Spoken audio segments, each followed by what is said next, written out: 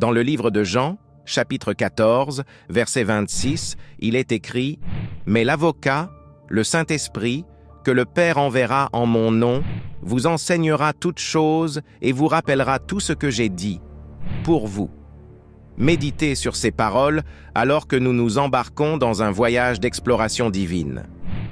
Imaginez un homme nommé Samuel, un charpentier originaire d'une petite ville du cœur du pays. Samuel était connu pour être un homme de peu de mots, un observateur silencieux dans le théâtre chaotique de la vie.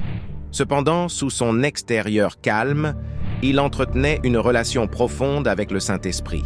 Vous voyez, Samuel ne fabriquait pas seulement des meubles, il a créé des chefs-d'œuvre, des motifs complexes d'un coffre en noyer à la courbe parfaite d'une chaise en chêne. Son travail témoigne de sa connexion divine. Beaucoup se demandaient comment il avait acquis une telle compétence. La réponse était simple, il marchait avec le Saint-Esprit. Chaque trait, chaque coupe, chaque polissage était guidé par une force au-delà de la sienne. Prenons maintenant l'exemple d'une femme nommée Grace, enseignante dans une école du centre-ville. Grace était confrontée à la tâche monumentale d'éduquer des enfants qui, le plus souvent, étaient confrontés à des problèmes bien au-delà de leur âge. Pourtant, Grace avait une étrange capacité à atteindre ces enfants, à apaiser leur peur, à allumer en eux une étincelle de curiosité. Là où d'autres voyaient le désespoir, Grace voyait le potentiel. Là où d'autres ont abandonné, Grace a persévéré. Comment a-t-elle réussi cette tâche herculéenne? Elle marchait avec le Saint-Esprit. Chaque plan de cours, chaque mot réconfortant, chaque acte de gentillesse était inspiré par une présence divine dans sa vie.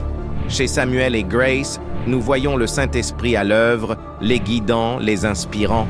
Il ne s'agissait pas de grands gestes ou de déclarations publiques, il s'agissait des murmures silencieux de guidance dans leur cœur, la main invisible qui façonne leurs actions et leurs décisions. Le Saint-Esprit n'est pas un concept lointain et abstrait, c'est une présence vivante et respirante dans nos vies. C'est la petite voix douce qui nous guide lorsque nous sommes perdus, nous réconforte lorsque nous souffrons et nous inspire lorsque nous avons besoin de sagesse. C'est l'étincelle divine qui enflamme notre passion, alimente notre créativité et nous pousse à devenir les meilleures versions de nous-mêmes. Alors que nous parcourons ce voyage appelé vie, nous avons tous la possibilité de marcher avec le Saint-Esprit, tout comme Samuel et Grace. Cela ne nécessite pas de rituel spécial ni d'ensemble spécifique de croyances. Cela nécessite un cœur ouvert, un esprit volontaire et le courage d'écouter cette petite voix intérieure. Je vous encourage donc, chers auditeurs, à explorer votre propre relation avec le Saint-Esprit. Recherchez ses conseils dans votre vie quotidienne. Accueillez-le dans votre cœur. Laissez-le vous inspirer, vous réconforter, vous guider. Et ce faisant, vous découvrirez une profondeur de sagesse, une richesse de créativité et un sentiment de paix qui dépasse toute compréhension.